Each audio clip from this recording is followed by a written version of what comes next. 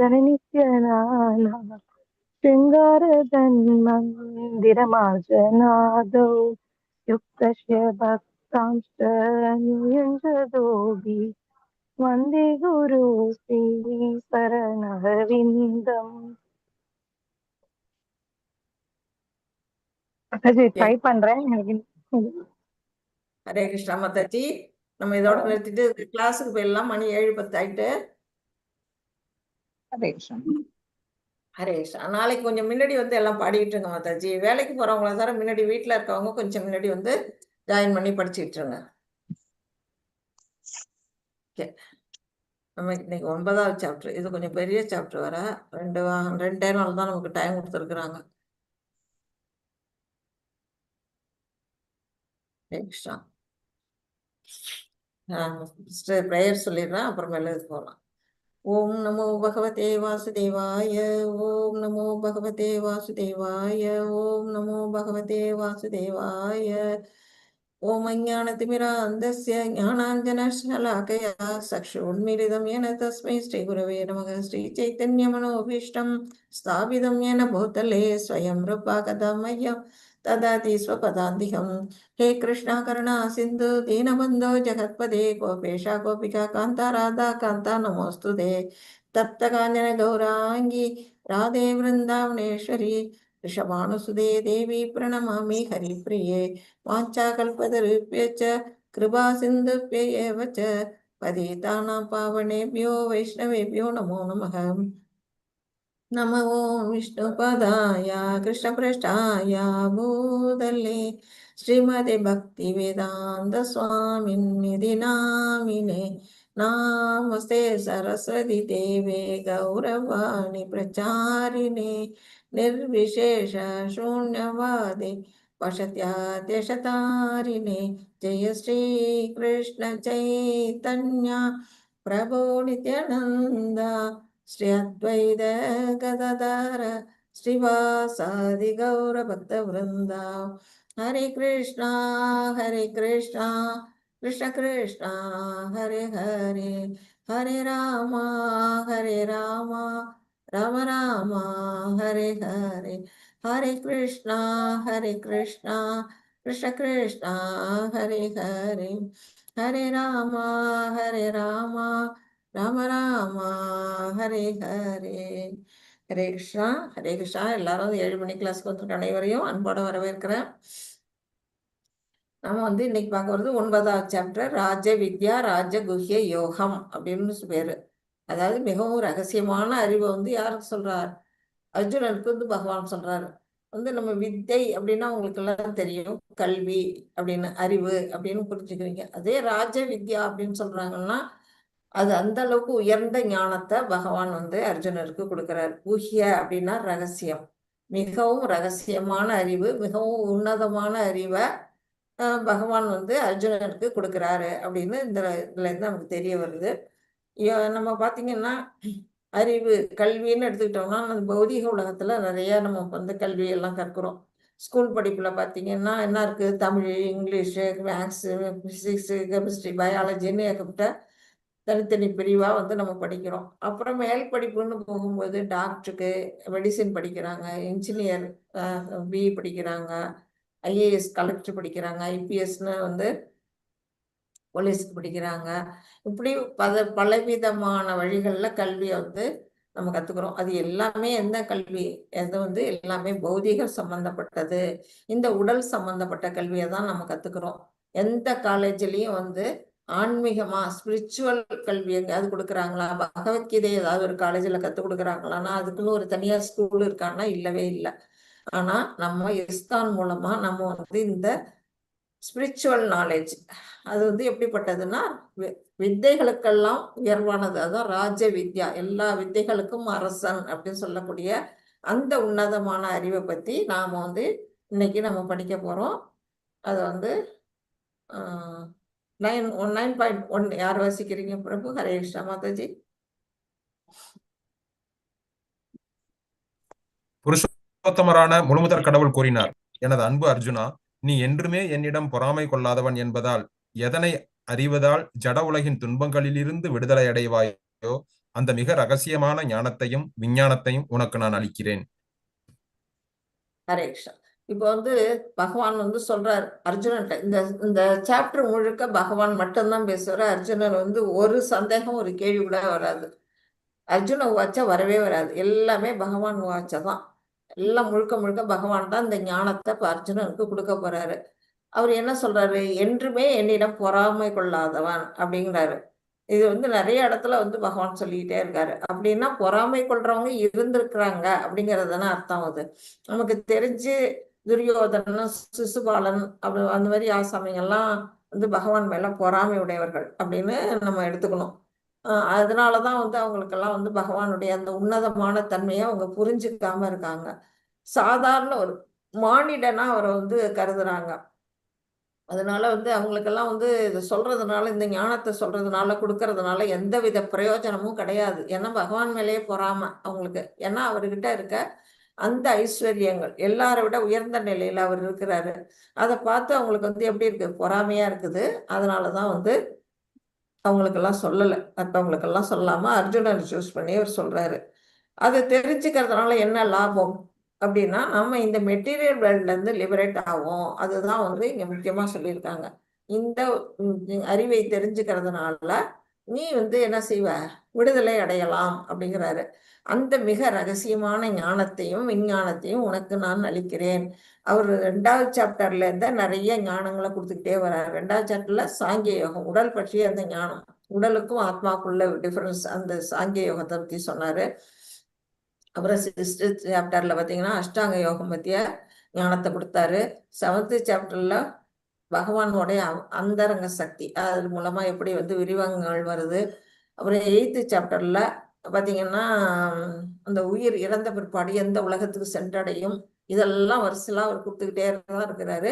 இப்போ என்ன சொல்றாரு, இன்னமும் உனக்கு மிகவும் ரகசியமான ஒரு ஞானத்தை நான் உனக்கு சொல்றேன் அப்படிங்கிறாரு. அந்த மிக ரகசியமான அறிவை பெறுவதற்கு தகுதி என்ன, எல்லாருக்கும் கொடுத்துட மாட்டாங்க. யாருக்கு கொடுப்பாங்க, பொறாமை கொள்ளாமல் இருத்தல், அனசூயவே. அப்படின்னா அனசூயன்னா பொறாமை. பொறாமை பிடிச்சவங்ககிட்ட அது சொல்லி பிரயோஜனமே கிடையாது. இப்போ இங்க ஒருத்தர் வந்து என்ன செய்யறாரு, எதிரையோ வின் பண்ணி ஒரு கப்பு வாங்கிட்டு வர்றாரு. அந்த கப்பு வாங்கினது பார்த்தோம்னா அடுத்தவனுக்கு என்னது, கொழுந்து விட்டு எரியுது பொறாமை தீ. அந்த மாதிரி இருக்கிறவனுக்கு வந்து என்ன நடக்கும், அவன் வந்து இன்னும் கீழே நிலைக்கு தான் போவானே தவிர மேல் நிலைக்கு வரமாட்டான். அடுத்தது என்ன செய்யணும், நம்பிக்கை. பகவான்கிட்ட மகா விசுவாசம் சொல்லுவோம், அந்த அளவுக்கு நம்பிக்கை வைக்கணும் எல்லாருமே அப்படின்னு சொல்றாரு. இதெல்லாம் தெரிஞ்சுக்கிறதுக்கான தகுதி. இந்த அறிவை பெறுவதனால் என்னவாகும், பௌதிக துன்பங்களிலிருந்து விடுதலை. நமக்கெல்லாம் ஏதோ ஒரு சின்ன தகுதி இருக்கிறதுனாலதான் நமக்கு இந்த பகவத்கீதை ஞானம் வந்து இந்த இடத்துல உட்கார்ந்து நம்ம கேட்கறதுக்கு படிக்கிறதுக்கு ஒரு வாய்ப்பு வந்து நமக்கு கிடைச்சிருக்கு அப்படிங்கிறத புரிஞ்சுக்கணும். எவ்வளவுதான் ஒருவர் புத்திசாலியாகவும் தகுதியுடையவராக இருந்தாலும் ஒருவருக்கு நம்பிக்கையும் பக்தியும் இல்லை என்றால் அவரால் பகவத்கீதையின் ரகசியங்களை புரிந்து கொள்ள முடியாது.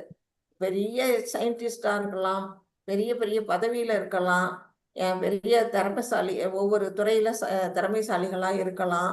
ஆனா என்ன இருக்கக்கூடாது, அவங்களுக்கு அவ்வளவு பெரிய ஆளா இருந்தாலும் நம் பகவான் மேல பக்தியும் நம்பிக்கையும் அந்த நிலை இல்லைன்னா அவன் என்னவான், நாத்திகன்ல தான் வருவான்.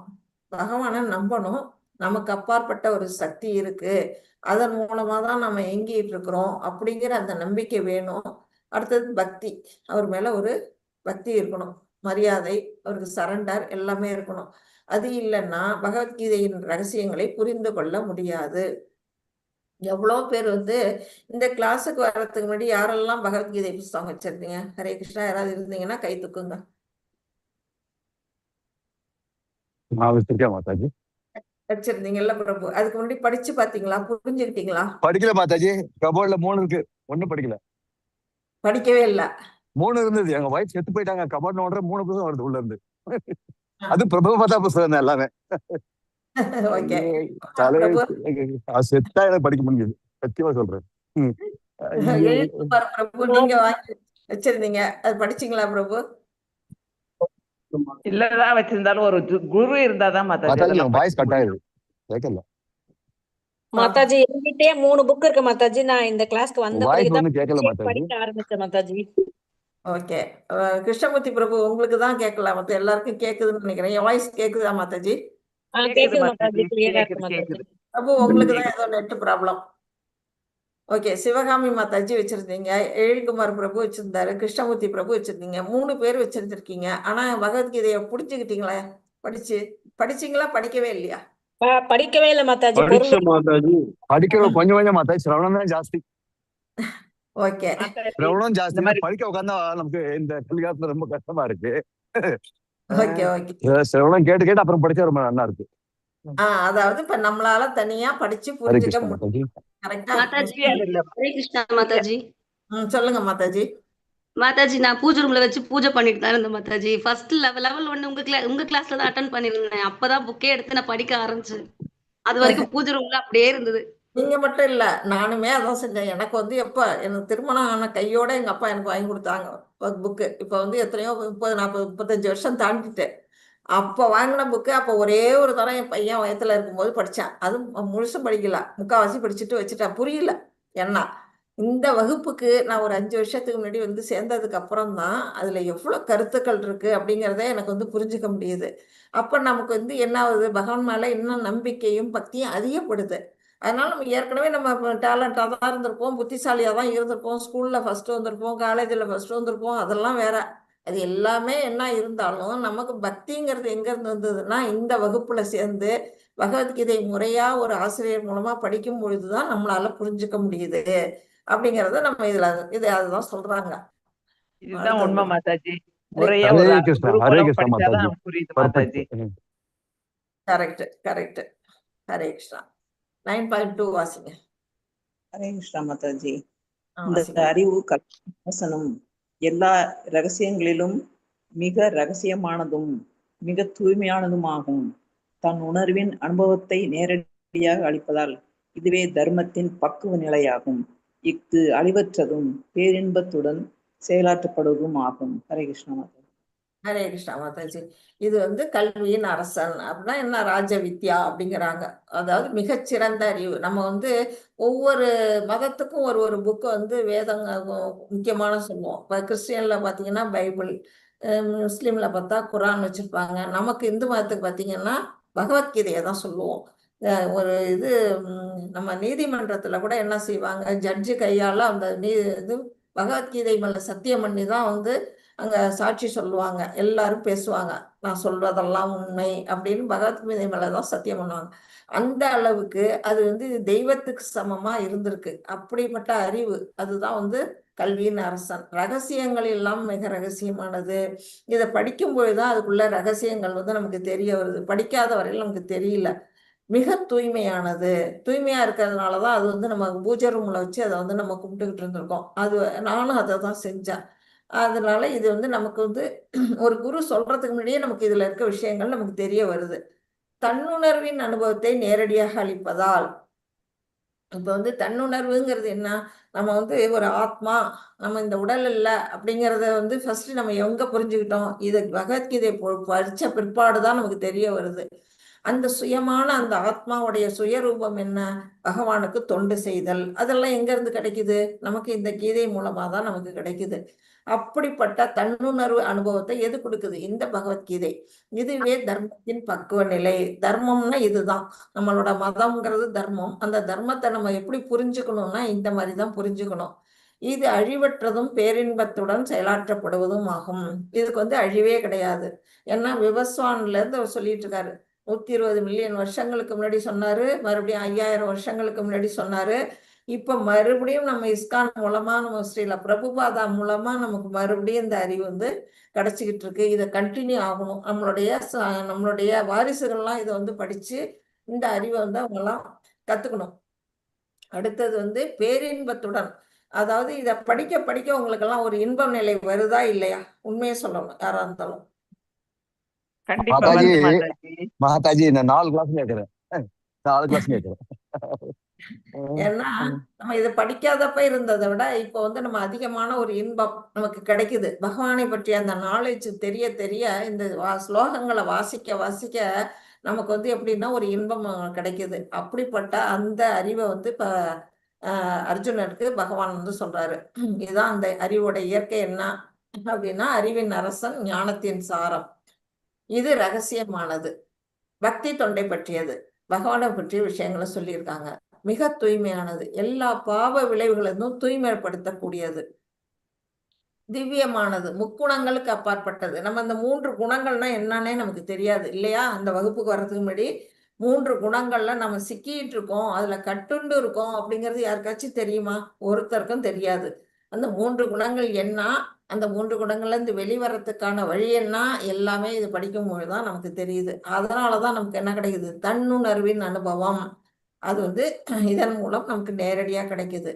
இதுவே தர்மத்தின் பக்குவ நிலை, அழிவற்றது, பேரின்பத்துடன் செயலாற்றக்கூடியது. நம்ம தினம் என்ன இப்போ பார்த்தீங்கன்னா, இந்த கிளாஸ்ல இருக்கவங்க எல்லாம் பார்த்தீங்கன்னா 3 மணி கிளாஸ்ல இருக்கிறாங்க, திருப்பி 7 மணி கிளாஸ்ல இருக்காங்க. எதுக்கு ரிப்பீட்டடா படிக்கிறாங்க? அந்த அவங்களுக்கு ஒரு இன்பம் கிடைக்குது, அந்த நாலேஜ் கிடைக்குது.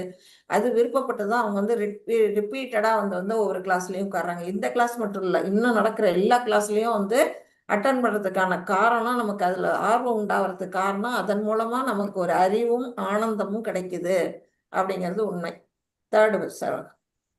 ராதே கிருஷ்ணா மாதாஜி. ஹரே கிருஷ்ணா பிரபு. அஸ்வத்பனா புரிதா தர்மஸ்யாஸ்ய பரந்தப அப்ராயமாம் நிவர்த்தந்தே சம்பாதமணி. எதிரிகளை வெல்வோனே, இந்த பக்தி தொண்டில் நம்பிக்கை அற்றவர்கள் என்னை அடைய முடியாது. எனவே அவர்கள் இந்த பௌதிக உலகின் பிறப்பு இறப்பு பாதைக்கே திரும்பி வருகின்றோம். ஹரே கிருஷ்ணா மாதாஜி. ஹரே கிருஷ்ணா பிரபு. இதுல என்ன சொல்றாரு பகவான்?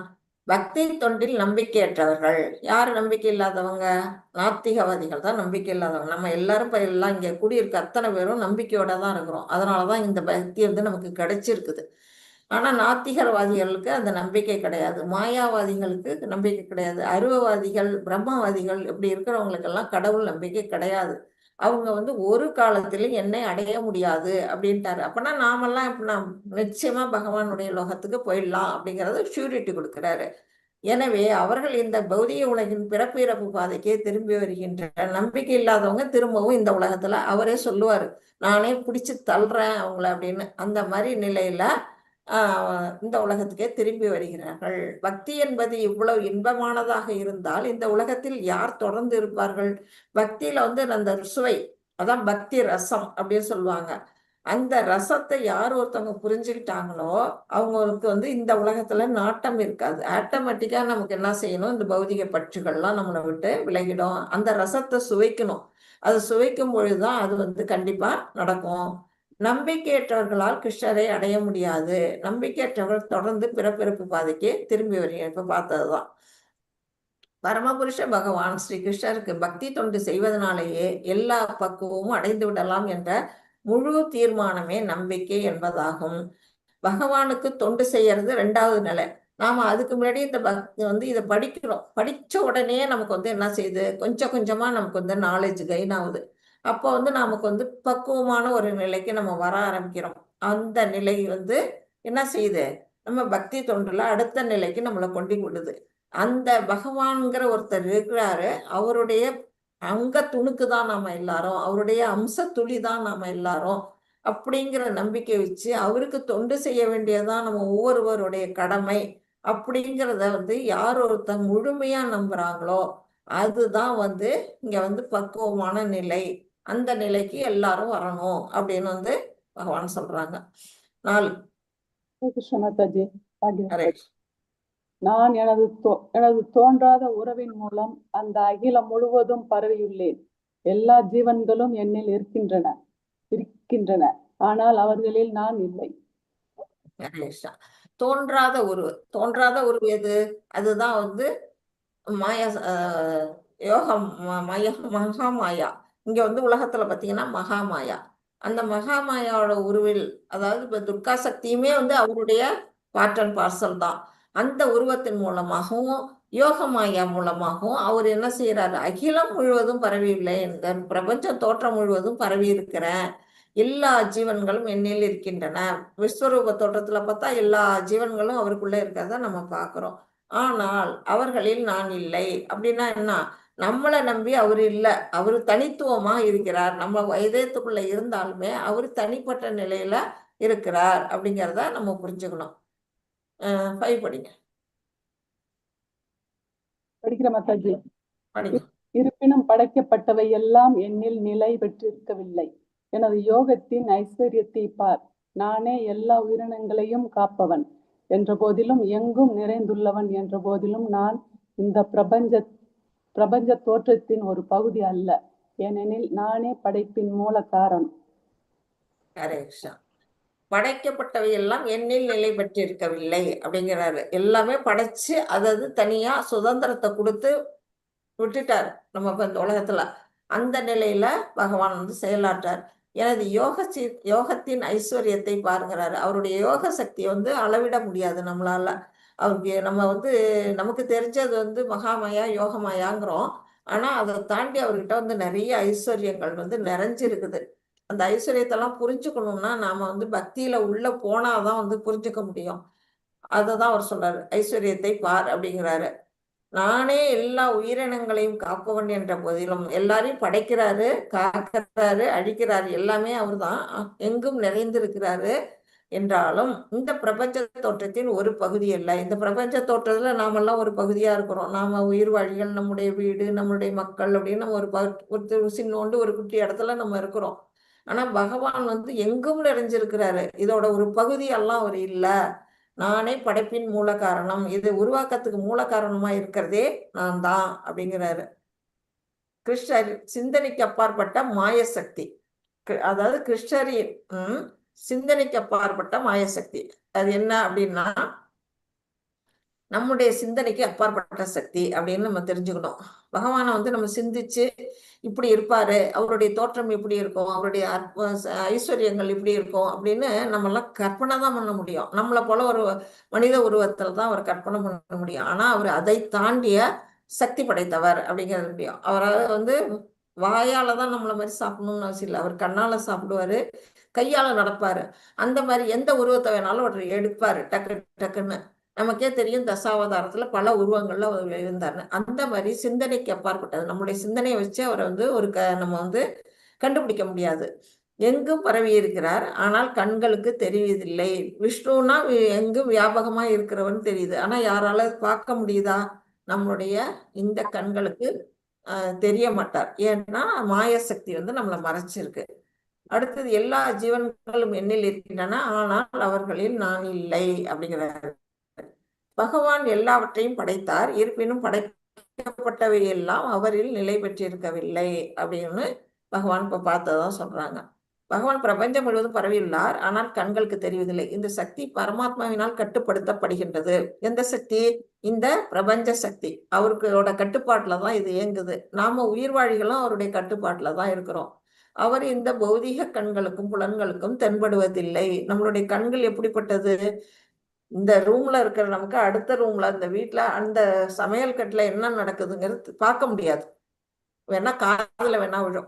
நமக்கு வந்து கண்ணு வந்து என்ன ஆகுதுன்னா ஒரு குறிப்பிட்ட எல்லை வரையில தான் நம்மளால பார்க்க முடியுது.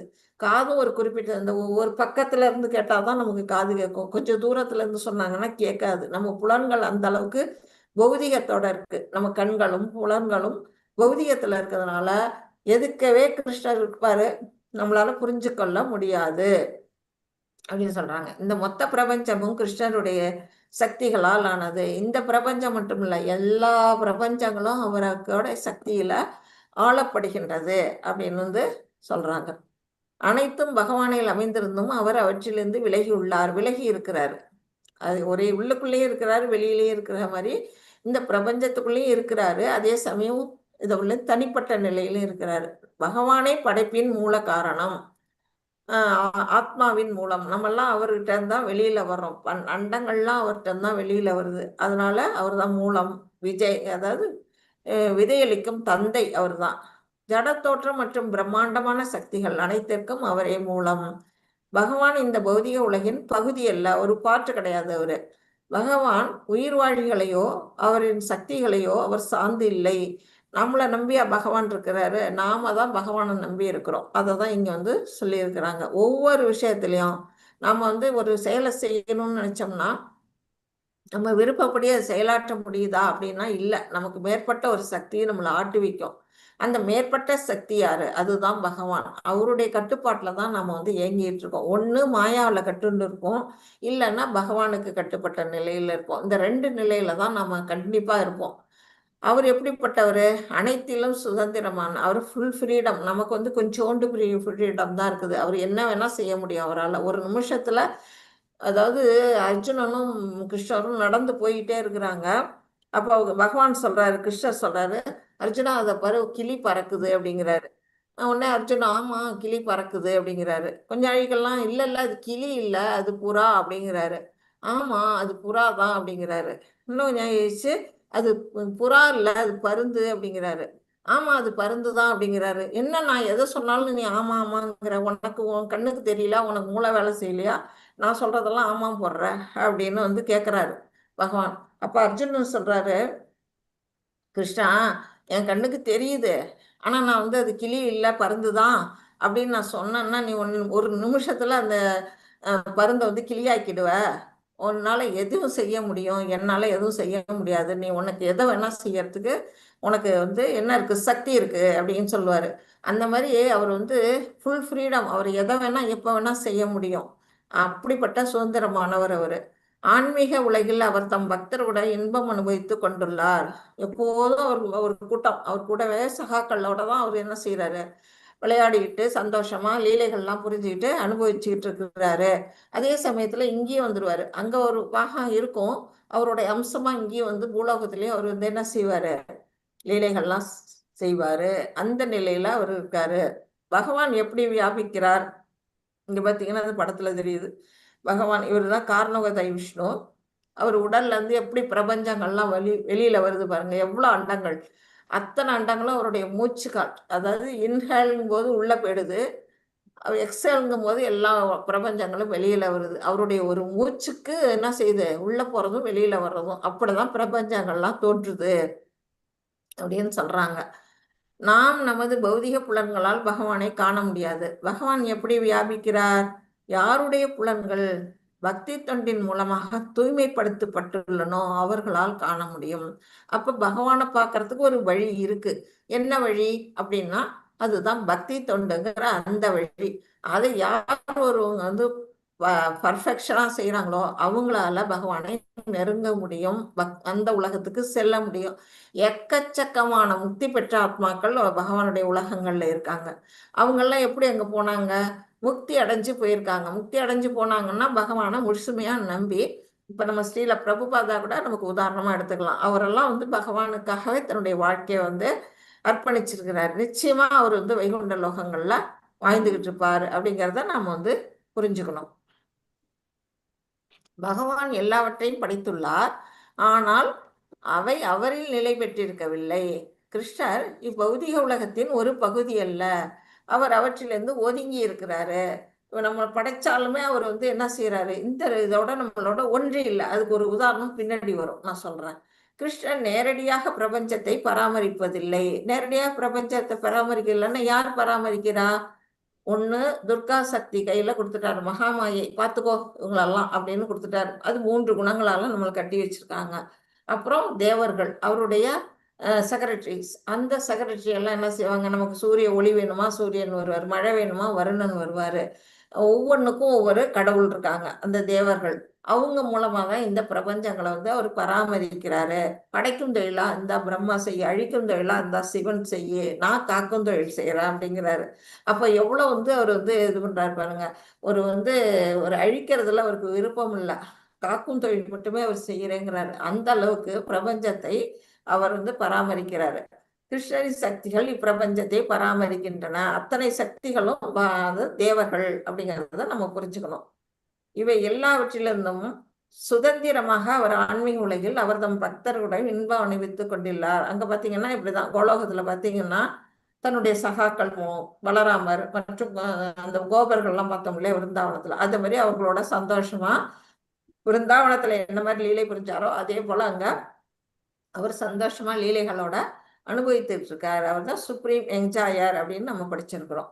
6 யாராவது படிங்க. ஹரே கிருஷ்ண மாதாஜி. எங்கு வீசிக்கொண்டுள்ள பலத்த காற்று எவ்வாறு எப்போதும் ஆகாயத்தில் உள்ளதோ அதுபோலவே படைக்கப்பட்டவை அனைத்தும் என்னில் அமைந்துள்ளதை அறிவாயாக. ஹரே கிருஷ்ண மாதாஜி. ஹரே கிருஷ்ண மாதாஜி. இப்போ வந்து ஆகாயத்துல காத்து வீசிட்டு இருக்கு. காத்து இருக்குங்கிறத நம்ம கண்ணால பார்க்க முடியாது, ஆனா நம்ம உணர முடியும். காத்து இல்லைன்னா நமக்கு புழுக்கம் இருக்கும். அந்த காத்துனால மரம் செடி கொடி எல்லாம் அசைகிறது, காத்தடிக்கிறதுனால நம்ம துணி காய வச்சோம்னா கூட உலர்றது, எல்லாமே நமக்கு வந்து காத்து இருக்குங்கிறத நம்ம உணர்றோம்.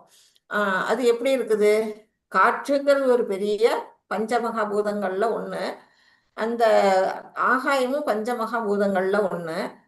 அதுல எப்போதும் ரெண்டும் இருக்குது, ஆனா ஒன்னோட ஒண்ணு ஒட்டி இருக்கான்னா இல்ல, ஒன்னோட ஒண்ணு அதாவது அப்படிதான் பகவான் என்ன சொல்றாரு, அனைத்தும் படைக்கப்பட்டவை அனைத்தும் என்னுள் அமைந்துள்ளது. எல்லாத்தையும் படைச்சாரு, அவருக்குள்ள எல்லாமே இருக்குது, ஆனா அதோட வந்து அவர் ஒன்ற மாட்டாரு. அது தனித்துவமா அவரு இருப்பாரு. இதுக்கு அப்பாற்பட்ட நிலையில அவர் இருப்பாரு. 7, 8 வந்து என்ன சொல்றாங்க, பகவானின் சக்திகளின் மூலம் ஜடத்தோட்டத்தில் படைத்தல், காத்தல் மற்றும் அழித்தல் நடைபெறுகின்றன. பகவானுடைய சக்திகள், அதான் 3 சக்திகள் பாத்தீங்கன்னா, பிரம்மா, சிவன், விஷ்ணு, அந்த 3 சக்திகள் மற்றும் வந்து யாரு, இந்த ஜடம் இயற்கை, இந்த மாயா சக்தி, அதன் மூலமா தான் வந்து அவர் என்ன செய்யறாரு, படைக்கிறது, காக்கிறது, அழித்தறது எல்லாமே அவர் வந்து செயல்படுத்துறாரு. கிருஷ்ணருக்கும் பௌதிக சக்திக்கும் உள்ள தொடர்பு என்ன அப்படின்னா, காற்றுக்கும் ஆகாயத்துக்கும் என்ன தொடர்போ அந்த தொடர்பு தான். காற்றும் சக்தி வாய்ந்தது, காற்றின் அசைவுகளை எல்லா அசைவுகளையும் உண்டாக்குது, நமக்கு தெரியும். காற்று ஆகாயத்தில் அமைந்துள்ளது, இருப்பினும் காற்று ஆகாயத்தின் எல்லைகளை தாண்டுவதில்லை. அது ஒரு எல்லையோட நிக்குது, அந்த எல்லை தாண்டி அதால போக முடியல. அப்படிதான் வந்து பௌதிக சக்திக்கும் கிருஷ்ணருக்கும் உள்ள தொடர்பு அப்படின்னு வந்து இதுல சொல்றாங்க. 7 படிக்கும். ஹரே கிருஷ்ண மாதாஜி. குந்தியின் மகனே, கல்பத்தின் முடிவில் ஜடத்தோற்றம் முழுவமும் எனது இயற்கையின் நுழைகின்றன. அடுத்த கல்பத்தின் ஆரம்பத்தில் எனது சக்தியின் மூலம் நானே அவற்றை மீண்டும் படைக்கின்றேன். ஹரே கிருஷ்ணா. ஹரே கிருஷ்ண மாதாஜி. கல்பத்தின் முடிவில், கல்பம் நேத்தி படிச்சோம், யாரு சொல்றீங்க கல்பம்னா எவ்வளவு காலம்னு? ஒரு கல்பத்தோட கால அளவரை என்ன? Chaturayugam into 1000 Mataji. 1000? 1000 into 2. அதானே பிரம்மாவோட ஒரு நாள் ஒரு இரவு தானே மாதாஜி? ஒரு பகல் வந்து ஒரு கல்பம், ஒரு இரவு ஒரு கல்பம். அது எத்தனை சதுர்யுகங்கள் கொண்டது? 1000 சதுர்யுகங்கள். நேற்று தானே படிச்சோம். 1000 சதுர்யுகங்கள் கொண்டது ஒரு கல்பம். அந்த கல்பத்தின் முடிவில் ஜடத்தோற்றம் முழுவதும் எனது இயற்கையில் நுழைகின்றன. அந்த ஒரு கல்பம் முடிஞ்சோன்னா எல்லாம் போய் பகவானுக்குள்ள நுழையுது. அடுத்த கல்பத்தின் ஆரம்பத்தில் சக்திகளின் மூலம் நானே அவற்றை மீண்டும் படைக்கின்றேன். பகவானே வந்து மறுபடியும் வந்து படைக்கிறேன் அப்படின்னு சொல்றாரு. இது வந்து பிரம்மாவுடைய ஒரு பகல் பொழுது முடிஞ்சு இரவு பொழுது தொடங்கும் போதும் நடக்குது, பிரம்மாவுடைய ஆயுட்காலம் முடிஞ்சப்பையும் நடக்குது. 2 இடத்துலயும் வந்து இதே மாதிரி நடைபெறுகிறது அப்படின்னு சொல்றாங்க. 8 படிங்க. மாதாஜி. ஹரே கிருஷ்ணா. பிரபஞ்ச தோற்றம் முழுவதும் எனக்கு கீழ்ப்பட்டது. எனது விருப்பப்படி அது மீண்டும் மீண்டும் தானாக படைக்கப்பட்டு இறுதியில் எனது விருப்பப்படி அளிக்கப்படுகின்றது. பிரபஞ்சத்தெல்லாம் உண்டாக்குறது யாரு? நம்ம பார்த்தோம், மகாவிஷ்ணுவோடைய மூச்சு காற்றுல இருந்துதான் பிரபஞ்சங்கள். அவருடைய அந்த வியர்வை நாளங்கள் வழியா தான் எல்லாம் வெளியில வருது. அவர் ஒரு மூச்சு இழுக்கும் போது உள்ள போகுது, மூச்சு வெளியிடும் பொழுது வெளியில வருது. வேர்வை துளை, அந்த துளை வழியா தான் எல்லா பிரபஞ்சங்களும் வெளியில வருது அப்படிங்கிறது வேதங்கள்ல சொல்லப்பட்டிருக்கு. அவர் எப்ப விருப்பப்படுறாரோ அப்பதான் வந்து இந்த அதே போல அவரே வந்து என்ன செய்யறாரு, காத்து ரட்சிக்கிறாரு, அப்புறம் அவரே என்ன செய்யறாரு, அழிக்கிறாரு. இதை பார்க்கும்போது நமக்கு ஒண்ணு ஞாபகம் வரும். நம்ம கடற்கரைக்கு போனோம்னா, பீச்சுக்கெல்லாம் போனீங்கன்னா பாத்தீங்கன்னா, சின்ன பிள்ளைங்கள்லாம் என்ன செய்வாங்க, பெண்ணோ ஆணோ எல்லாம் சேர்ந்து என்ன செய்வாங்க, மணல்ல வீடு கட்டுவாங்க. அந்த கடற்கரை மணல்ல அழகா வீடு கட்டுவாங்க. கொஞ்ச நாளைக்கெல்லாம் என்ன செய்வாங்க, அப்படியே காலால எத்தி தள்ளி அவங்களே களைச்சு விடுவாங்க. அது வந்து அவங்க சின்ன பிள்ளைங்க விளையாடுற ஒரு விளையாட்டு. அதே மாதிரிதான் பகவான் என்ன செய்யறாரு, அவரும் விளையாடுறாரு. இந்த பிரபஞ்சங்களை படைக்கிறதும் காக்கிறதும் அழிக்கிறதும் அவருக்கு ஒரு விளையாட்டு. படைக்கிறாரு, காக்குறாரு, மறுபடியும் அழிக்கிறாரு. அது ஒரு விளையாட்டு போல அவர் வந்து செய்யறாரு அப்படிங்கிறத நம்ம புரிஞ்சுக்கணும். பகவானின் சக்திகள் மூலமாக ஜட உலகம் படைக்க மற்றும் அழித்தல் படுதல் நடக்கிறது. பரமபுருஷ பகவானின் இச்சை பிரகாரம் அவருடைய விருப்பம் இருக்கும் பொழுதுதான் இது நடக்குது. எல்லா ஜட தோற்றங்களும் தன்னிச்சையாக மீண்டும் மீண்டும் படைக்க மீண்டும் அழிக்கப்படுகின்றன. கல்பத்தின் முடிவில் என்றால் பிரம்மாவின் மரணத்தின் போது என்று பொருள் சொல்றாங்க. அப்ப பிரம்மாவுடைய 100 வருஷம் ஆயுள் அவர் முடிஞ்ச உடனே ஒரு மகா பிரளயம் நடக்குது.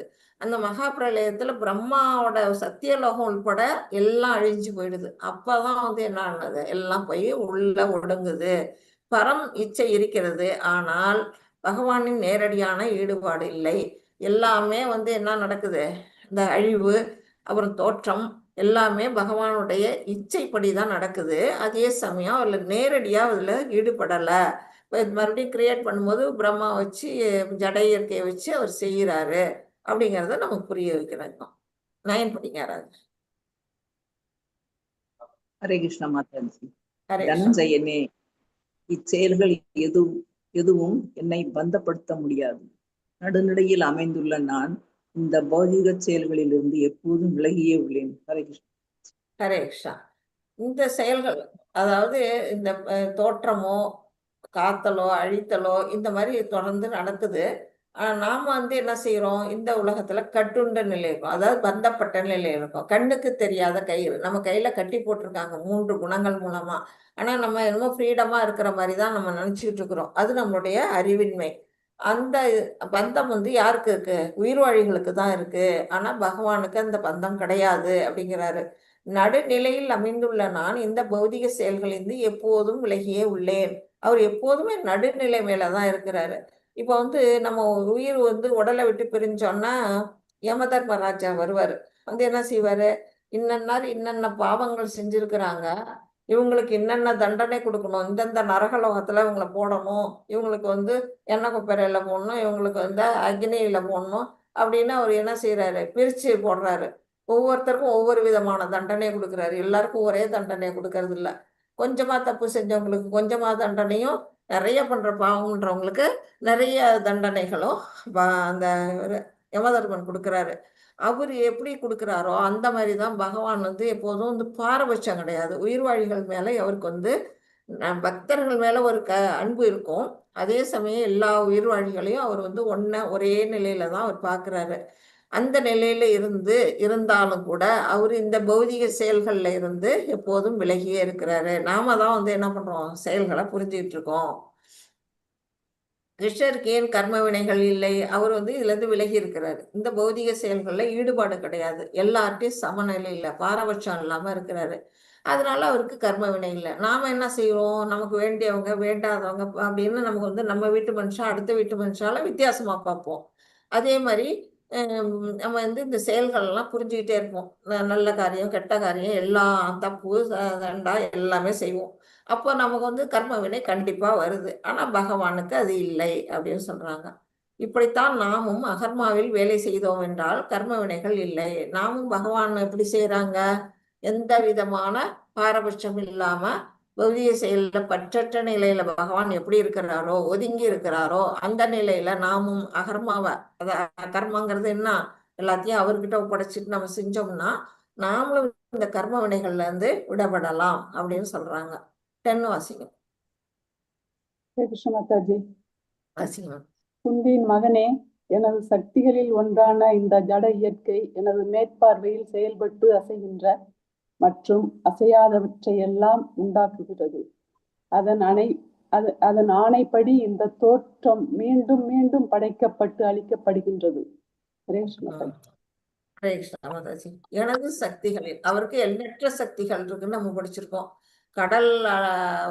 கடற்கரையில் இருக்க மணல் அளவுக்கு அவருக்கு சக்திகள் இருக்கு. ஆனாலும் முக்கியமான 3 சக்திகள் நம்ம படிச்சோம். என்னென்ன சக்திகள், அதாவது internal potency, external potency, marginal potency. அது 3 முக்கியமான சக்திகள். அதாவது அந்தரங்க சக்தி, பகிரங்க சக்தி, இன்னொன்னு ததாஸ்த சக்தி, நடுத்தர சக்தி அப்படின்னு சொல்லக்கூடிய அந்த 3 சக்திகள்ல ஒன்றான இந்த ஜட இயற்கை எதுல வருது, ஜட இயற்கை எந்த சக்தியில வருது? ஹரே கிருஷ்ணா, யாராவது சொல்லுங்க.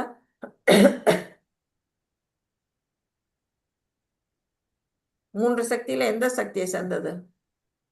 மத்தியம். மத்தியக்ஷேன பிரகிருதி அப்படின்னு போட்டிருக்காரு, அதுவா? மயாத்தியக்ஷேனவா?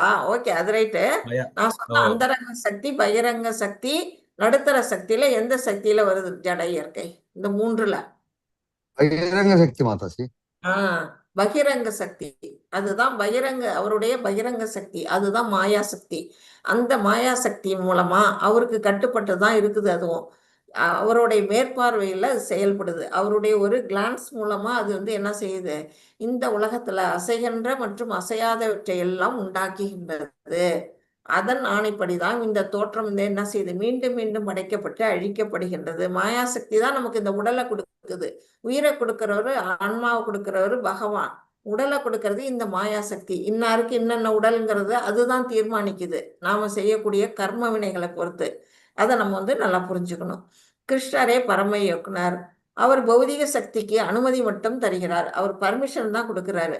பிரகிருதியை அவரின் சார்பாக நிர்வாகம் செய்கிறது. பகவான் ஒதுங்கி இருக்கிறார். இந்த உலகத்தை படைச்சு உயிர்வாழிகளுக்கு தேவையானது எல்லாம் கொடு அப்படின்னு பிரகிருதிக்கு ஆணையிட்டுறாரு. அது வந்து அவருடைய கண்ட்ரோல்ல அது வந்து என்ன செய்யுது, இந்த உலகத்துல நமக்காக எல்லா வசதிகளும் செய்து கொடுக்குது. அந்த பிரகிருதி தான் இங்க மாயாசக்தி. பகவான் என்ன செய்யறாரு, ஒதுங்கி இருந்து நம்மள வாட்ச் பண்ணிட்டு இருக்கிறாரு அப்படிங்கறத நம்ம புரிஞ்சுக்கணும். அடுத்தது 11ல இருந்து 14. பலர் பலவிதமாக கிருஷ்ணரை போற்றுகின்றனர். எப்படி போற்றுறாங்க? 11 யார் வாசிக்கிறீங்க? வாசிக்கட்டுமா மாதாஜி? வாசிங்க. அபஜானந்தி மாம் மூடா மானுஷம் தனு மாஸ்ரிதம் பரம் பவ மன ஜாந்தோமம் பூத மகேஸ்வரம். மனித உருவில் நான் தோன்றும் போது முட்டாள்கள் என்னை ஏளனம் செய்கின்றனர். எனது பரம இயற்கை, அதாவது இருப்பவை அனைத்திற்கும் நானே உன்னத உரிமையாளன் என்பதை அவர்கள் அறியார்கள். ஹரே கிருஷ்ண மாதாஜி. ஹரே கிருஷ்ணா பிரபு. அவஜானந்தி மாமூடா அப்படிங்கிறாரு. அப்படின்னா முட்டாள்கள் அவரை வந்து புரிஞ்சுக்கல. அவர் எப்ப புரிஞ்சுக்கல? மானுஷ்யம் தனும் ஆட்சிதம் பரம் பாவம் அஜானந்தோ மமபூத மகேஸ்வரம். அவர் வந்து மனித உடல் எடுத்து எப்பெல்லாம் வராரு நமக்கு தெரிஞ்ச வந்து ராமாவதாரத்துல வந்தாரு, கிருஷ்ணாவதாரத்துல வந்தாரு, நமக்கு வந்து தெரியும். நல்லா தெரிஞ்ச அந்த அவதாரங்கள். அவர் வந்து வரும்பொழுது என்ன செய்யறாங்க, அவரை வந்து யாருமே தெய்வம்னே தெரிஞ்சுக்கல. சாதாரண மனிதன். அவன் வந்து ஒரு கோகுலத்துல மாடு மேய்க்கிற இடையன், இல்லாட்டி மதுராவில் இளவரசன், துவாரகையின் அரசன், இப்படி அதாவது சக்தி கொஞ்சம் அதிகம் படைத்த ஒரு மானிடன். அப்படிதான் வந்து என்ன செய்யறாங்க, மனித உருவில் அவர் தோன்றும் பொழுது முட்டாள்கள் அவரை ஏளனம் செய்கின்றனர். இதை வேற கிண்டல் வேற அவரை வந்து மாடு மேய்க்கிற சிறுவன்னு ஏளனம் வேற செய்யறாங்க. எனது பரம இயற்கை, பகவான் தான் இத்தனையும் படைச்சு இதெல்லாம் செய்யறாரு. எதுக்காக அவர் பிறவி எடுத்திருக்கிறாரு? தர்மத்தை நிலைநிறுத்தத்துக்காக வந்திருக்கிறாரு. அதை வந்து யாருமே புரிஞ்சுக்காம அந்த மாதிரி செய்யறாங்க. இருப்பவை அனைத்திற்கும் நானே உன்னத உரிமையாளன். இந்த படைத்த பிரபஞ்சம் முழுக்கும் யார் உரிமை? அவருதான் உரிமை.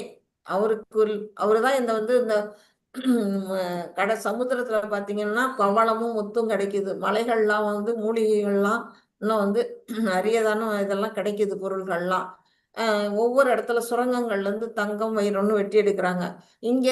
இதுல ஏதாவது நாம வந்து அங்க செஞ்சோமா? அதுல வந்து அந்த கிரியேட் பண்ணோமா? எதுவும் கிடையாது. எல்லாமே பகவான் அங்க படைச்சு வச்சிருக்காரு. அவருதான் உரிமையாளர். அதை யாரு உணரல? முட்டாள்கள் உணரல அப்படிங்கிறத இங்க வந்து சொல்றாரு.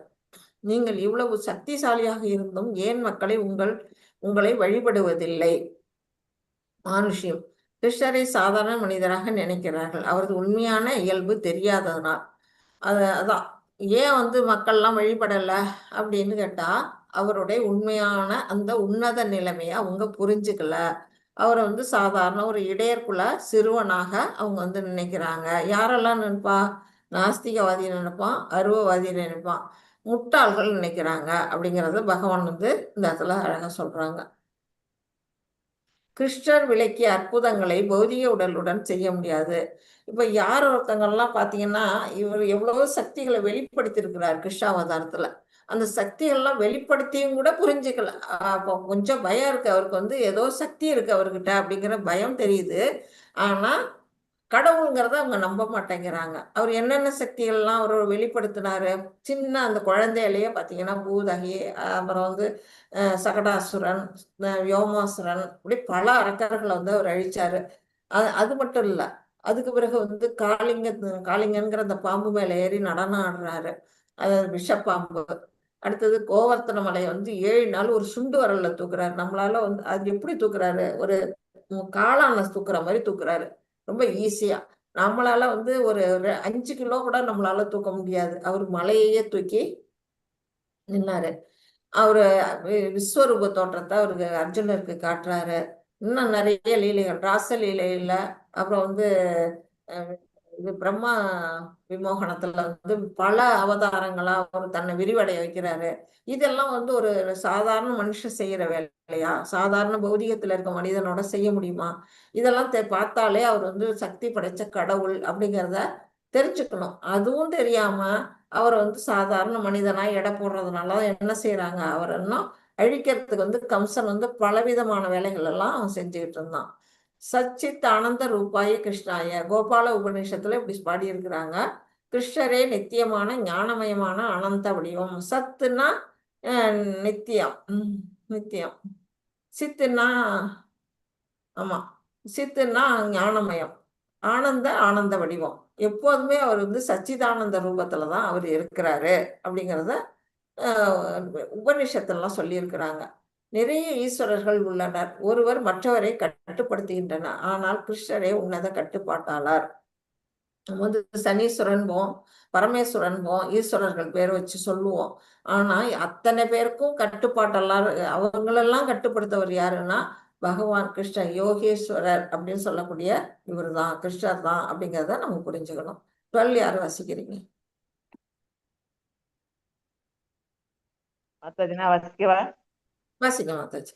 இவ்வாறு குழம்பியவர்கள் ராட்சசத்தனமாக கருத்துக்களால் நாட்டிய கருத்துக்களாலும் கவரப்படுகின்றனர். அத்தகு மயங்கிய நிலையில் அவர்களது முக்திக்கான ஆவல்கள், பலநோக்கு செயல்கள், அறிவு பயிற்சி ஆகிய அனைத்தும் தோல்வி அடைகின்றன. ஹரே கிருஷ்ண மாதாஜி. ஹரே கிருஷ்ணா மாதாஜி. இவ்வாறு குழம்பியவர்கள்லாம் யாரு? பகவானை வந்து சாதாரண மானிடன் அப்படின்னு நினைக்கிறவங்க. அவங்க என்ன செய்யறாங்க, ராட்சசத்தனமான கருத்துக்கள். இப்ப வந்து பாத்தீங்கன்னா அசுரங்களுக்கு வருது. இப்ப ராவணன் என்ன செஞ்சான், ராமரை வந்து சாதாரண மானிடன் அப்படின்னு நினைச்சுதான் சீதையை கவர்ந்துடுறான், திருப்பி கொடுக்கவும் மாட்டேங்கிறான். அந்த அசுர எண்ணம், ஏன்னா பகவான்னு அவனுக்கு தெரியல, அடி பணியணும். அவர் அடி பணியாம என்ன செய்யறான், எதிர்த்து போராடுறான். அடுத்தது யாரு, நாத்திக கருத்து உள்ளவர்கள், பகவானே இல்லை அப்படின்னு சொல்லக்கூடிய நிலையில இருக்கிறவங்க, கடவுளாது ஒண்ணாது அப்படிம்பாங்க. அந்த நிலைகள்ல தான் அவங்க வந்து என்ன செய்யறாங்க, கவரப்படுகிறார்கள். ஏன்னா அந்த அளவுக்கு அவங்களுக்கு வந்து அறிவு வந்து குழம்பி போய் கிடக்குது. அத்தகைய மயங்கிய நிலையில் அவர்கள் முக்திக்கான அவர்கள் பலநோக்கு செயல்கள், அறிவு பயிற்சிகள் ஆகிய அனைத்தும் தோல்வி அடைகின்றன. அவங்க எல்லாம் எதெல்லாம் ஆசைப்பட்டாங்களோ அத்தனையும் வந்து என்னதுன்னா வீழ்ச்சி தான் அடைஞ்சாங்க.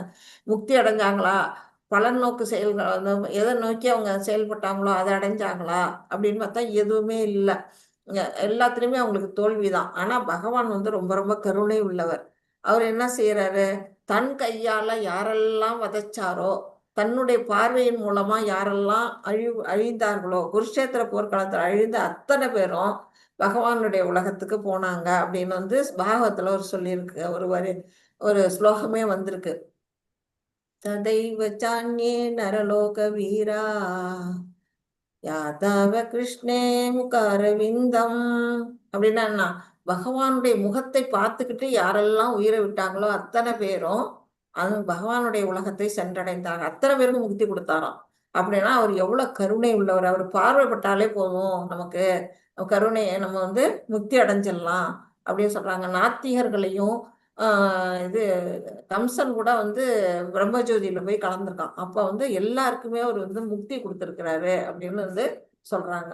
ஷியாம சுந்தர ரூபத்தை, அவர் அவ்வளவு அழகான அந்த ரூபத்தை பகவான் என்று ஏற்றுக்கொள்ளாதவர்களின் இலக்கு என்ன சொல்லியிருக்காங்க, யாரு, கர்மிகள் பௌதிக பலன்களை அடைவதில்லை.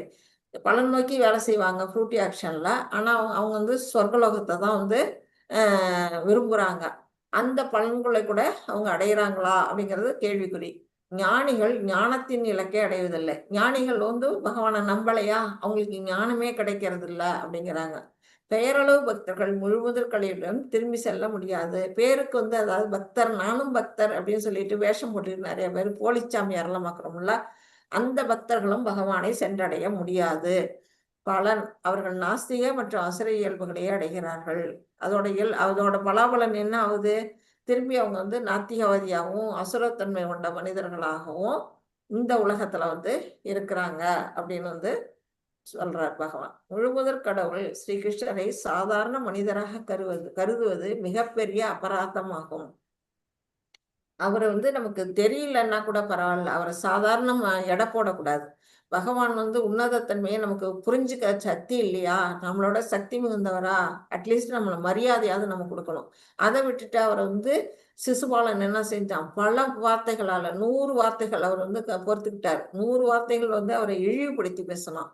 அந்த மாதிரி செய்யறது வந்து எப்படிப்பட்டது, மிகப்பெரிய அபராதம் அப்படின்னு வந்து சொல்லப்படுது. பகவானுக்கு இணையாகவோ அவருக்கு மேம்பட்டோ யாருமே இல்லை அப்படிங்கும் பொழுது நாம வந்து பகவானை வந்து சாதாரண மனிதரெல்லாம் எடை போடக்கூடாது அப்படின்னு சொல்றாங்க.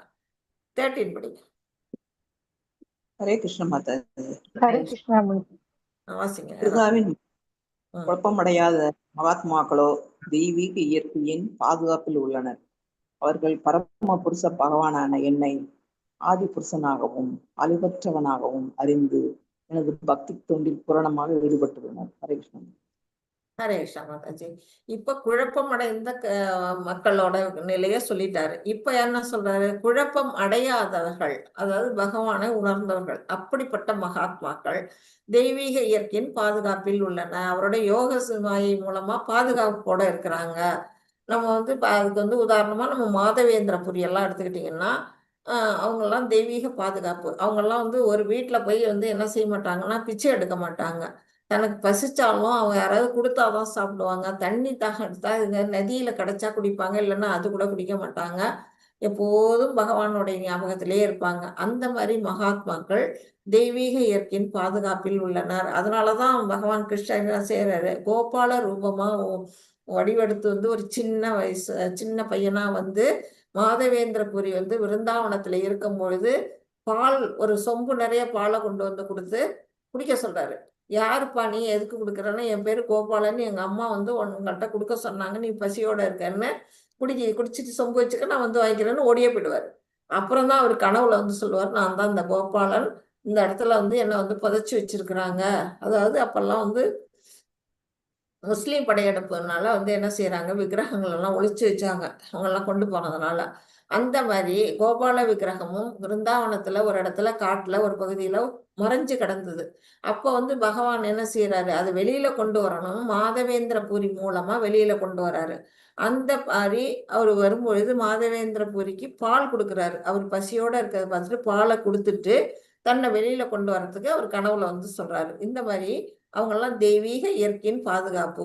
அந்த மாதிரி பகவானே வந்து அவருக்கு பாதுகாப்பு கொடுக்கிறாரு. அவர்கள் பரமபுருஷ பகவானான என்னை ஆதி புருஷனாகவும் அழிவற்றவனாகவும் அறிந்து எனது பக்தி தொண்டில் பூரணமாக ஈடுபட்டுள்ளனர். அவங்களுக்கு தெரியும், அப்படிப்பட்ட மகாத்மாக்களுக்கு என்ன தெரியும், இவர் தான் பரமபுருஷ பகவான், இவர் தான் ஆதி புருஷன், இவர் அழிவற்றவர் அப்படின்னு எல்லாம் தெரியும் அவங்களுக்கு. இவரை விட்டா நமக்கு கதி இல்லை, இவரை தான் நம்ம வந்து தெய்வமா வழிபடணும், அவருக்கு தான் நாம சேவை செய்யணும் அப்படின்னு எப்போதும் அவருடைய நாமாக்களை உச்சாடனம் பண்ணிக்கிட்டு எப்போதும் அவருக்கு பக்தி தொண்டிலேயே ஈடுபட்டுக்கிட்டு மக்களுக்கும் அதை வந்து எடுத்துரைச்சுக்கிட்டு அந்த நிலையில இருப்பாங்க அப்படின்னு சொல்றாரு. யார் உங்களை மதிக்கிறார்கள் அப்படின்னா மகாத்மாக்கள் பக்தி தொண்டில் பூரணமாக அவங்க ஈடுபடுறாங்க. சுய இன்பத்திற்காகவோ முக்திக்காகவோ ஆசை இல்லாமல் இருப்பது. அவங்களுக்கு தனக்குன்னு எந்த ஒரு விருப்பமும் இவங்களுக்கு இருக்காது. முக்தி வேணும்னு கூட பகவான்கிட்ட எதுவும் கேட்க மாட்டாங்க. எல்லாமே பகவானுக்கு அர்ப்பணிச்சு அவருடைய திருப்தி, பகவானுக்கு ஃபேவர் என்னவோ அதை தான் அவங்க செய்வாங்க. பரமபுருஷ பகவானையே நடுநாயகமாக கொண்டிருத்தல், அவரு தான் வந்து நமக்கு நாயகன் அப்படிங்கிற நிலையில வச்சு வழிபடுவாங்க. அனன்ய மனசோ அப்படின்னா என்ன, ஒரு கணம் கூட மனசுல இருந்து அவரை பத்தி நினைவு வந்து வெளியில வராது. எப்பொழுதும் பகவானா அவர் மனசுக்குள்ள தியானம் பண்ணிட்டு இருப்பாங்க. பக்தர்களின் சங்கத்தில் சேவை செய்தல் பஜந்தி. எப்போதும் இந்த மாதிரி ஒரு பக்தர் கூட்டம் இங்க எல்லாம் வந்து சேவை பண்றாங்க பாருங்க. எல்லாரும் வந்து இஸ்கான்ல வந்து சமையல் ஃபுட்டு டிஸ்ட்ரிபியூஷன் பண்றாங்க, பாட்டு பாடுறாங்க, ஆடுறாங்க. எல்லாருமே என்ன மனசுல பகவான் தான் வந்து நிரந்தரமா இருக்கிறாரு, அப்படிப்பட்ட மகாத்மாக்கள் அப்படின்னு. பலன் என்ன? அவர்கள் கிருஷ்ணரின் தெய்வீ பிரகிருதியால், அதான் தெய்வ யோகமாயி, அது மூலமா தெய்வீக இயற்கையினால் பாதுகாக்கப்படுகிறார்கள் அப்படின்னு பகவான் வந்து அதான் பலன் அவங்களுக்கு அப்படின்னு சொல்றாரு. போட்டின்னு யார் வாசிக்கிறீங்க? ஹரே கிருஷ்ணா மாதாஜி. ஹரே கிருஷ்ணா மாதாஜி. சததம் கீர்த்தியந்தோ மாம் யதந்தஸ்ச கிருதவாः நமஸ்யந்தஸ்ச மாம் பக்த்யா நித்யயுக்தா உபாசதே. எப்போதும் எனது புகழை கீர்த்தனம் செய்து கொண்டு திடமான உறுதியுடன் முயன்று கொண்டு எனக்கு வந்தனை செய்தபடி இந்த மகாத்மாக்கள் பக்தியுடன் நிச்சயமாக என்னை வழிபடுகின்றனர். ஹரே கிருஷ்ணா மாதாஜி. ஹரே கிருஷ்ணா மாதாஜி. சததம் கீர்த்த யந்தோமாம். கீர்த்தனம்னா கீர்த்தனம் பண்றது, கீர்த்த யந்தோமாம். மாம்னா அவரை, பகவானை, என்னை அப்படிங்கிற. சததம்னா எப்பொழுதும், எப்பொழுதும் பகவானை கீர்த்தனம் பாடிக்கொண்டே இருப்பாங்க, அவருடைய புகழை வந்து பாடிக்கிட்டே இருப்பாங்க. அப்புறம் திருடவிரதா, எப்போதும் திருடவிரதான்னா என்ன? திடமான உறுதியுடன். அது ஒரு கணம் கூட அதுல இருந்து ஃபெயில் ஆக மாட்டாங்க. நம்ம வந்து நம்ம கூட பக்தி செய்வோம், ஆனா நமக்கு உடம்பு முடியலன்னா சரி இன்னைக்கு ஜபம் முடியல வச்சிருவோம், நாளைக்கு வந்து பாக்கியம் செய்வோம். இன்னைக்கு கிளாஸ் அட்டன் பண்ணல, நம்ம வந்து உடம்பு இடம் கொடுக்கல அப்படின்னு என்ன செய்வோம்? அதை விட்டுட்டு அடுத்த வேலை பார்ப்போம். காலையில எழுந்துக்க முடியலையா, மங்களாரத்தி ஒரு நாள் தானே, பரவாயில்ல போக வேண்டாம் அப்படின்னு நம்ம எல்லாம் நினைப்போம். ஆனா அவங்கெல்லாம் வந்து என்ன உடம்பு முடியலன்னாலும் அவங்க வந்து அந்த உறுதியிலேருந்து பின்வாங்க மாட்டாங்க. அந்த திட உறுதியோட முயற்சி செய்துக்கிட்டே இருப்பாங்க. எப்பொழுதும் அவரை வந்தனை, எப்போதும் அவருக்கு வந்து வணக்கத்தை, அவருக்கு அர்ச்சனை பண்ணிக்கிட்டே இருப்பாங்க. இந்த மகாத்மாக்கள் பக்தியுடன் நித்திய யுக்தா அப்படின்னா நித்தியமாக என்னை வந்து அடைகிறார்கள், நித்தியமாக என்னை வந்து வழிபடுகிறார்கள். எப்பொழுதும் ஒரு கணம் கூட அவங்க தவறவே மாட்டாங்க. இஸ்கான்ல போய் பார்த்தீங்கன்னா அத்தனை பேரும் அங்க துறவிகளும் இருக்கிறாங்க, கிரகஸ்தர்களும் இருக்கிறாங்க. ஒரு பூஜையை கூட அவங்க விட மாட்டாங்க. காலையில 4:30 மணிலேருந்து சாயந்தரம் சயன ஆரத்தி வரையிலும் கண்டிப்பா எல்லாருமே வந்து அதுல கலந்துக்குவாங்க. அவங்களுக்கும் உடல் வலியெல்லாம் இல்லாமல்லாம் இருக்காது. அவங்கெல்லாம் எப்படி இருக்கிறாங்களோ அது மாதிரிதான். நாளைக்கு வந்து ஏகாதசி, எல்லாருமே மங்கள ஆரத்தியில கலந்துங்க. அன்னைக்கு ஏகாதசி அன்னைக்கு பகவானை பார்க்கறது ரொம்ப ரொம்ப ரொம்ப பலன் கொடுக்கக்கூடியது. அதனால ஞாபகம், இது பார்த்தோன்னே ஞாபகம் வந்துருச்சு. எப்படி வழிபடுகிறார்கள்? எப்போதும் கிருஷ்ணரின் புகழ் பாடிக்கொண்டு, பகவானை பாடிக்கிட்டு, சததம் எப்பொழுதும் திடமான உறுதியுடன், திருடவிரதத்தோட, பக்தியுடன் நித்தியமாக கிருஷ்ணரை நித்திய யுக்தா, நித்தியமாக அவர்கள் வழிபடுகிறார்கள். கிருஷ்ணருக்கு வந்தனை செய்தபடி, அதான் நமஸ்யந்தஸ். பார்த்தீங்கன்னா இதெல்லாம் அதெல்லாம் எப்படி எம்பி குதிக்கிறாங்க பாருங்க. எவ்வளோ தூரம் ஹைக் பண்ணி அவங்க வந்து குதிச்சு ஆடுறாங்கன்னா அவ்வளோ அந்த அளவுக்கு உற்சாகம் அவங்களுக்கு பகவானுடைய பாடலை பாடும் பொழுது. மகாத்மா என்பவர் பரமபுருஷ பகவானிடம் பற்றுடையவராக இருப்பார். அதான் இப்போ வந்து இந்த குரங்குகளுக்கெல்லாம் கூட ஒரு ஃபீட்பேக் சொல்றாங்க. என்னன்னா இந்த பகவான் என்ன செய்யறாருன்னா அந்த குரங்குகளுக்கெல்லாம் வெண்ணெயை எடுத்து கொடுக்குறாரு, திருடி வெண்ணெயை கொடுக்குறாரு. எதுக்காக அது செய்யறாரு? அது ராமாவதாரத்துல அந்த குரங்குகள்லாம் வந்து அவருக்கு வந்து பாலம் கட்டுறதுக்கு வந்து ரொம்ப ஹெல்ப் பண்ணுச்சு, சீதையை தேடுறதுக்கு வந்து ரொம்ப ரொம்ப அவங்களுக்கு உதவி பண்ணுச்சு, பாலம் கட்டுற சேது பாலம் கட்டெல்லாம் உதவி பண்ணுச்சு.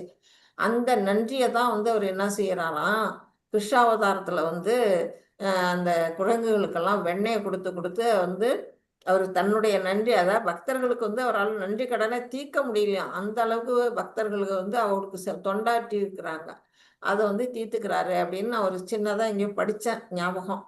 அது எந்த அளவுக்கு ரெஃபரன்ஸாக எனக்கு தெரியல, ஆனால் படித்தேன். ஹரே கிருஷ்ணா. 15 வாசிக்கலாம், இதோட நிறுத்திக்கலாம்.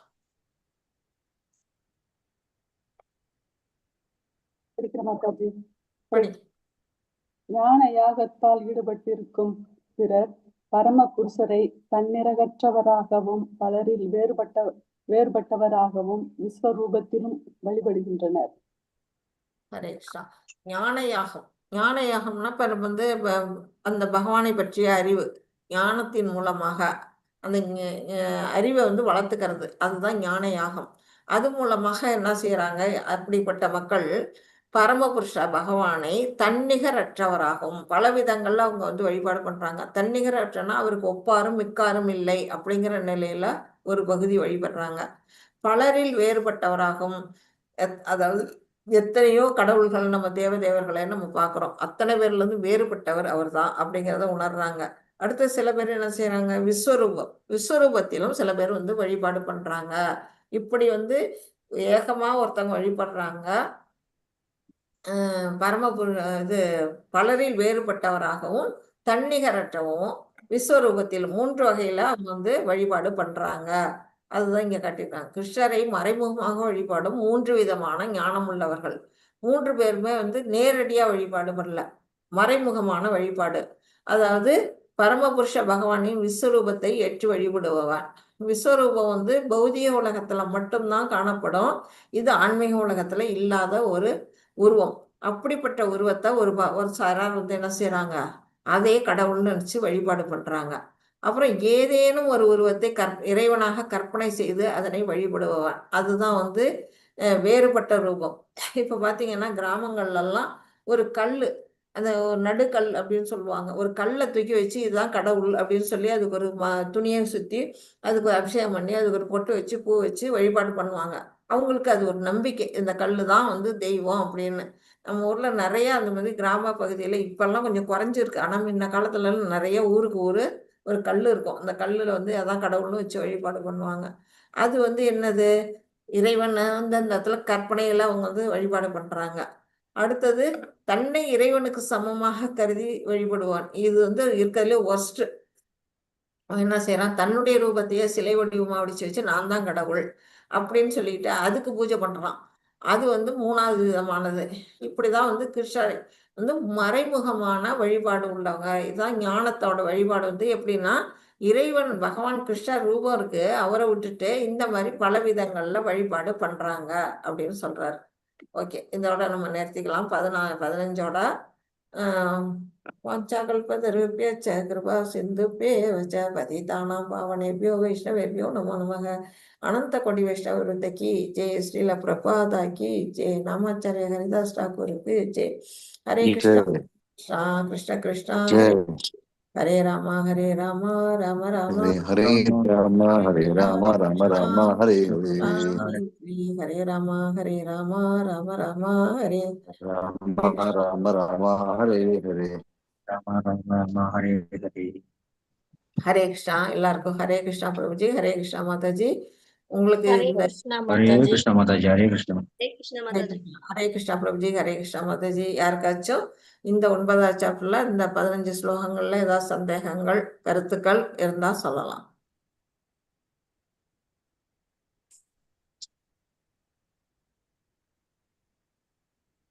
யாருக்கும் எந்த கருத்தும் ஹரே சொல்றதுக்கு? கிருஷ்ணா மாதாஜி, ஒரு அனௌன்ஸ்மெண்ட். நாளைக்கு ஏகாதசி மாதாஜி. நாளைக்கு பகவத்கீதை படிக்க பேர் கொடுத்துருக்கவங்க டைரக்டா வந்துருங்க, இல்லைனாலும் ஃப்ரீயா இருக்கிறவங்க வந்து கேளுங்க. நெக்ஸ்ட் ஏகாதசிலேருந்து 10 ஸ்லோகம் கூட படிக்க உங்களுக்கு ஓகேனா நீங்க பேர் கொடுத்துட்டு படிக்கலாம். ஃபுல் சாப்டர் என்னால படிக்க முடியாது, 10 படிச்சா போதும், அவ்வளவுதான் படிக்க முடியும்னாலும் பேர் கொடுக்கலாம் மாதாஜி. ஹரே கிருஷ்ணா. எல்லாரும் கேட்டுக்கிட்டீங்களா? இந்த ஸ்லோகம்லாம் வாசிச்சு பழகிட்டீங்கன்னா நீங்களும் வந்து அதுல கலந்துக்கலாம். படிக்க படிக்க மற்றவங்க படிக்கிறத போய் முதல்ல கேளுங்க. நாளைக்கு 10 மணிக்கு அந்த குரூப் மாதாஜி லிங்க் போட்டிருக்கல போய் ஜாயின் பண்ணீங்கன்னா 10லேருந்து வருஷத்துல நிறைய பேர் ஒவ்வொருத்தர் ஒவ்வொரு சாப்டர் வாசிப்பாங்க.